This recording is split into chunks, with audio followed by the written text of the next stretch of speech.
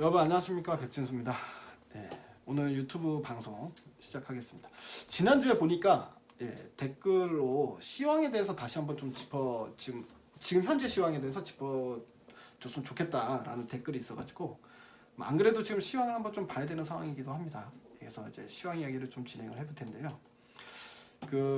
제가 이제 제일 최근에 시황에 대해서 얘기했을 때, 지금 앞으로 나올 수 있는 이슈 중에, 뉴스 중에 가장 관심 있게 봐야 될 부분이 결국 치료제 관련돼서 렘데시비르의 그 이제 중국에서 했던 1차 임상 결과, 그거를 좀 결과를 봐보자 말씀을 드렸었는데, 주말에 나왔습니다. 주말에 결과가 나왔는데요. 아주 완벽하게 성공은 아니고, 효과는 분명히 있었습니다만 완벽하진 않다, 이제 그런 결과가 나왔습니다. 결론적으로 보게 되면. 그 때문에 오늘 시장이 오늘 좀 조정을 받았고 좀 쉬어갔잖아요. 그러니까 이제 지난번에 말씀드렸던 것처럼 뭐 급격한 조정이 나오는 거는 앞으로 이제 조금 더 뉴스 플로우를 봐야 되겠지만, 지금 현재는 아주 급격한 조정은 나오진 않을 것이다. 하지만 렘데시비르가 아주 이제 뛰어난 효과가 나오면 시장은 이제 그거에 대한 기대감으로 급반등이 다시 한번 나오면서 650포인트까지도 코스닥 지수 갈 수 있다 말씀을 드렸었던 거고, 그게 아니면 조금 더 이제 진행상을 봐야 되는 상황이거나, 아니면 뭐 효과가 안 좋다고 나오면, 효과가 안 좋으면 주가는 급락이 나오는 거고, 진행상을 좀 봐야 되는 상황이면 기간 조정으로 갈 가능성이 있다, 이렇게 말씀드렸잖아요. 그래서 지금 현재는 결론적으로 보게 되면 일단 기간 조정이 형태가 나타날 가능성이 있다, 이렇게 보시는 게 좋을 것 같습니다. 자, 렘데시비르 결과에 대해서 지금 모르시는 분들이 있기 때문에 간략하게만 좀 정리를 해드리면 이렇습니다. 그러니까 임상 환자가 총 이제 투여 받은 사람 숫자가 53명이었습니다. 이게 이제 1차 임상 결과고요. 그 다음에 또 다른 것도 임상하고 있는 게 있기 때문에 그걸 나중에 다 이제 총합해서 이제 결론이 나오겠지만, 일단 1차적으로 봤을 때 53명이 투여를 받았고요. 53명에서 36명이 개선 효과가 나타났습니다. 그러니까 이제 68%의 개선 효과가 나타났다. 68%의 수치가 나쁘지 않죠, 당연히. 그 때문에 이 정도면 효과가 있다, 이거는 확실히 인정을 할 수 있는 부분이고, 이거는 긍정적으로 해석할 수 있는 부분입니다. 근데 약간 좀 찝찝한 것들이 몇 가지가 있었습니다. 그 찝찝한 것들을 좀 말씀을 드리면, 일단 15% 환자들, 그러니까 아까 53명이라고 했잖아요. 53명 중에 8명이 일단 증상이 악화를 보였어요. 증상이 악화를 보였던 케이스가 있었기 때문에 이게 좀 찝찝하다. 그리고 7명이 사망을 했습니다. 결국엔. 한마디로 이거는 중증 환자들한테는 딱히 치료 효과가 없다라고 볼 수 있죠. 사망 환자도 발생이 됐기 때문에, 투여를 받았음에도 불구하고. 좀 낮은 숫자는 아닙니다. 53명 중에 7명이면요. 그렇기 때문에 이게 초기 단계에 걸린 사람들한테는 임상적 유의성이 분명히 있을 것이다 라고 제 개인적으로 판단이 되고요. 근데 이제 아주 심하게 중증을 앓고 있는 사람들한테는 렘데시비르도 효과가 없겠구나, 이렇게 좀 생각이 될 만한 그런 어떤 결과가 나왔습니다. 자, 그리고 부작용이 좀 있었습니다. 부작용. 근데 부작용도 상당히 중요하거든요. 그러니까 이게 전 세계 치료제로 쓰이기 위해서는 이 가장 또 중요한 요소 중에 하나가 부작용이 좀 있느냐 없느냐도 보는데, 근데 이제 뭐 부작용이 심하지만 않으면 괜찮은데, 뭐 이번에 부작용이 나타난 어떤 이제 증상들을 좀 보게 되면, 효소 증가가 발생되는 경우가 있었고, 그 다음 설사 발진 정도는 괜찮은 것 같아요, 제가 봤을 때. 근데 신장 손상된 경우가 있었다고 합니다. 그 다음에 저혈압 이렇게 나타났다고 하는데, 뭐 이 정도의 부작용이 나타나더라. 그래서 이게 점수로 따지면은 100점짜리는 아니고 한 7, 80점 정도짜리의 임상 결과가 나왔다, 이렇게 좀 볼 수 있는 상황인 것 같습니다. 그래서 렘데시비르도 당연히 있다는, 치료 효과가 있다는 건 나왔기 때문에, 예를 들어서 일단 경증 환자들 있죠. 경증 환자들한테는 저는 충분히 사용이 빨리, 최대한 치료제로 사용이 빨리 되기를 좀 바라보고 있고요. 중증 환자 같은 경우에는 또 이제 다른 종류의 치료제가 효과가 있는 게 있는지 좀 기다려 봐야 되는 상황이 아닌가, 이렇게 보여집니다. 그렇기 때문에 일단은 어떻게 보면 시장에 대한 기대감을 완벽하게 충족시켜주지 못했기 때문에 오늘 시장이 좀 쉬어갔다, 이렇게 생각하시면 될 것 같아요. 그렇기 때문에 시장은 일단 당분간 아주 심하게 조정은 안 나올 것 같습니다. 뭐 안 좋은 결과가 나온 건 아니니까. 그렇지만 약간 쉬어갈 수 있다고 생각하고요. 이 기회를 통해서 위에서 어느 정도 현금화를 만들고 다시 21선을 만나는 지점, 위가 될 겁니다. 아마 그 코스닥 기준으로 550 위에서 예, 주가와 21선 한번 만나는 자리가 나올 것 같은데 555포인트 정도 예, 또는 560포인트 정도의 선에서 예, 만날 것 같은데 거기서 다시 한번 뉴스플로우를 한 번 더 봐야 되겠지만 거기서 지금 현금화 만든 거를 갖다가 거기서 다시 한번 매수의 관점에서 보는 게 좋지 않겠냐 예, 이렇게 좀 보여지는 상황입니다. 자 그리고 그 이후에 좀 긴 관점에서 그 시황의 그 뷰를 좀 말씀을 드리면 한마디로 지금 이 글로벌 헤지 펀드들이 예, 지금 현재 고려하고 있는 요소는 무엇인가 이제 그 부분에 대해서 좀 첨언을 좀 해드리면요. 그러니까 이제 단기적인 아까 전략은 제가 말씀드리려 하면 되지만 좀 이제 긴 관점에서 보게 되면 결과적으로 코로나가 몇 월 달쯤에 좀 잠잠해질 것이냐를 다들 계산을 하고 있는 상황이라고 생각하시면 됩니다. 예. 무슨 우려감들이 있냐면 일단 기업 부도가 나타날 수 있죠. 그러니까 코로나가 길어지면 나타날 수 있는 현상들. 길어지면 나타날 수 있는 현상들이 이제 금융위기로 갈 수 있는 뇌관들이 상당히 많이 존재하고 있다는 거거든요. 이들이 해석하기에는. 뭐 한마디로 이제 기업 부채, 기업 디폴트. 그러니까 이제 대기업들의 디폴트에 빠질 수 있다. 특히나 이제 뭐 가장 손에 꼽고 있는 뭐 이런 업종으로 따지면은 기본적으로 호텔 업계 또는 이제 항공업계, 여행업계 그리고 셰일가스 업계. 예. 그러니까 이런 업계들 같은 경우에는 거의 매출이 빵이나 마찬가지이기 때문에 견딜 수 있는 수준이 상당히 길지 않을 것이다. 이렇게 이제 시장에서 좀 우려하고 있기 때문에 이제 그들에 대한 부채 비율이 또 그렇게 또 적은 편이 아니었거든요.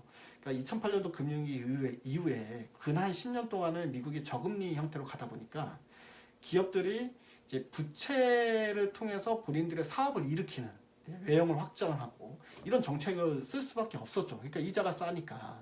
그러니까 이자가 비싸졌으면은 기본적으로 본인들이 부채를 돈을 벌 때마다 갚아나가려고 노력을 하는데 기본적으로 이자가 쌀 때는 기업들이 돈을 벌어도 그 돈을 갚는 데 쓰는 게 아니라 재투자하고 오히려 재투자할 때 돈이 부족하면 오히려 내가 이만큼 돈을 벌고 있다라는 그 담보로 인해서 신용담보로 인해서 오히려 대출을 더 받아서 사업을 확장해 나갔죠. 예. 그러니까 이런 형태로 가다가 코로나를 맞으니 이들의 부채 비율이 낮지 않은 상태에서 기본적으로 매출이 끊기는 상태가 발생이 된다. 그러니까 현금 유동성이 많지 않은 상태의 기업들이 꽤 많이 존재한다. 게다가 뭐 여러분도 아시다시피 작년까지는 미중 무역 전쟁으로 상당히 많은 기업들이 사실은 실질적으로 부도 위험에 휩싸인 기업들이 많이 존재하던 상황에서 코로나를 맞은 거다. 이렇게 보시면 되겠습니다. 예. 그 외에도 이제 국가 디폴트 관련해 가지고도 메이저 투자자들은 계산을 하고 있는 것 같아요. 국가 디폴트는 어디서 나올 수 있느냐? 유럽하고 당장의 유럽하고 유럽 일부 국가들 그 다음에 신흥국들에서 나올 수 있습니다. 예를 들면 유럽 같은 경우에는 여러분들 2011년도 그리스 금융위기 터진 거 기억나실 겁니다. 유럽발 금융위기가 터졌죠. 그리스가 디폴트에 빠지면서. 근데 이제 그때 피그스라는 그 단어가 있었습니다. 포르투갈, 스페인, 뭐 그리스, 이탈리아 이런 나라들, 뭐 아일랜드 이런 나라들이 사실 이제 상당히 이제 재정 자립도가 상당히 좀 약하다. 그 부채 비율이 너무 높다. 뭐 이런 상황이었다는 거거든요. 이 유럽 국가들 중에서 지금 현재 부채 비율이 그 전에 코로나 이전에 가장 높았던 국가가 이탈리아였습니다. 이탈리아 같은 경우에는 국내 GDP 대비해서 국내 총 생산 대비해서 135% 정도의 부채 비율이 있었거든요. 그러면 실질적으로 국가에서 1년 동안 몽땅 버는 이 돈보다 35%가 더 부채가 높은 상황이었기 때문에 안 그래도 불안불안하던 상황이었다. 근데 이번에 이탈리아 또 코로나 때문에 가장 심각한 국가지 않습니까? 유럽에서. 그러니까 코로나 때문에 이번에 부채 비율이 180%까지 높아진다. 몇 개월 사이에. 이런 이야기가 전망이 나오고 있는 상황입니다. 그러니까 이런 부분들 때문에 제2의 그리스 사태가 발생될 가능성이 있다. 특히 가장 가능성이 높은 게 이탈리아 아니냐. 그 다음 스페인. 이렇게 이제 시장에서는 보고 있는 상황이다. 이렇게 볼 수 있고요. 그리고 신흥국 같은 경우에는 여러분들 뭐 작년에 터키 같은 경우에 상당히 위기에 빠졌다가 겨우 지금 생명이 연장되고 있는 상황이다라는 걸 알고 계실 겁니다. 그래서 터키뿐만이 아니라 항상 이제 고질적으로 계속해서 금융위기에 이 줄을 타고 있었던 국가들이 몇 개 있습니다. 뭐 브라질이나 아르헨티나 같은 국가들. 이런 국가들도 기본적으로 브라질이나 아르헨티나 같은 경우도 터키도 마찬가지고 이들은 우리나라처럼 기술 경쟁력이 있어가지고 수출을 해서 먹고 사는 국가도 아니고 결과적으로는 본인들 그래도 땅에 매장되어 있는 자원들이 좀 있어갖고 예? 이런 자원으로 어떻게 자원을 팔면서 어떻게든 생명을 연장해야 되는 국가들입니다. 근데 아시다시피 유가가 또 이제 $20까지 폭락을 하면서 이 자원들의 가치가 뚝 떨어졌잖아요. 그냥 본인들이 갖고 있는 자산의 가치는 떨어지고 부채 비율은 계속해서 높아지고 있는 상황이고 어떻게 이제 막을 수 있는 상황이 또 안 나타날 수 있다. 뭐 하기야 이탈리아 같은 경우는 이탈리아가 디폴트에 빠질 것 같으면은 유로존이 나서서 도와줄 대상이라도 있지 유럽은. 근데 이들은 미국이 도와주진 않겠죠. 예, 미국이 도와줄 상황은 아니다. 트럼프 대통령 하에서는 예, 이들이 디폴트에 빠지든 말든 트럼프는 사실 눈 하나 깜짝 안 할 거다. 뭐 이렇게 이제 계산을 해버리니까. 그러면 이제 시장이 상당히 힘들어질 수 있다. 지금은 주가가 반등이 나와서 여러분들 체감적으로 느끼기에는 아, 코로나 사태가 일단락 됐구나 이렇게 생각할 수 있지만 아직 코로나 국면이 끝난 건 아니죠. 예, 끝난 건 아니고 지난주에 연준이 그런 것 때문에 계속 뭔가 발표를 하는 겁니다. 그 지난주에 나왔던 건 정크 본드를 매입을 하겠다. 한마디로 부실 위험이 있는 것까지도 매입을 하겠다고 발표를 했습니다. 한마디로 자기네가 그냥 손해를 끌어안겠다는 거거든요. 그거나 마찬가지입니다. 근데 이제 그런 정책을 발표할 수밖에 없는 이유 그게 뭐냐 시장에서는 지금 계속 시계추 있죠. 째깍 이걸 보면서 결국 언제 무너지느냐 이거를 계속 보고 있는 상황이기 때문에 그렇다 이렇게 볼 수 있습니다. 가장 좋은 방법은 결국 제가 말씀드렸다시피 모두가 해피해지기 위한 전제 조건은요 코로나가 어떻게든 빨리 끝나야 됩니다. 예, 그러니까 이제 치료제가 나와서 코로나 확진자는 많아도 어쨌든 완치 환자 수를 빨리 끌어올리던가 아니면 사회적 거리두기가 빨리 효과를 좀 보면서 예? 이제 전 세계적으로 확진자가 감소 추세로 접어들거나 그렇게 되면 우리가 이제 계산이 좀 빨라지잖아요. 예, 코로나가 종식될 수 있는 구간이 적어도 상반기 중에는 어느 정도 마무리가 되겠구나라고 하면 시장은 떨어질 이유가 없습니다. 근데 이게 하반기 또 하반기인데 연말까지 간다라고 계산을 때려버리면 그러면 다시 시장은 폭락이 나타날 수 있는 부분이다. 그래서 이런저런 것들을 다 복합적으로 지금 봐야 되는 상황이고요. 일단 지금 현재까지는 렘데시비르의 결과는 80점짜리 또는 75점짜리 결과가 나왔기 때문에 아직 렘데시비르에 대한 실망감이 시장에 반영될 상황도 아니고 그렇다고 기대감이 반영되기엔 조금 부족하고 뭐 이제 그런 상황이기 때문에 지금 현재는 기간 조정이 한 일주일 정도, 2주일 정도는 좀 이제 계속해서 반등이 나오기보다는 좀 쉬어가는 흐름이 나올 수 있겠구나.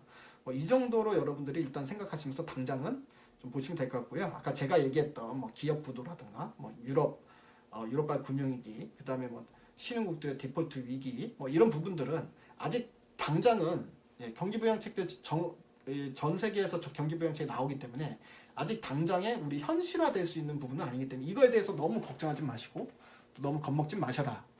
그렇지만 실질적으로 우리가 확실히 코로나가 길어진다고 하면은 분명히 현실화될 수 있는 가능성이 커진다. 예.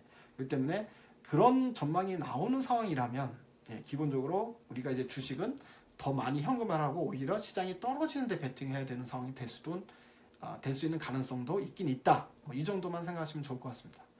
오늘은 시황에 대해서 살펴봤습니다.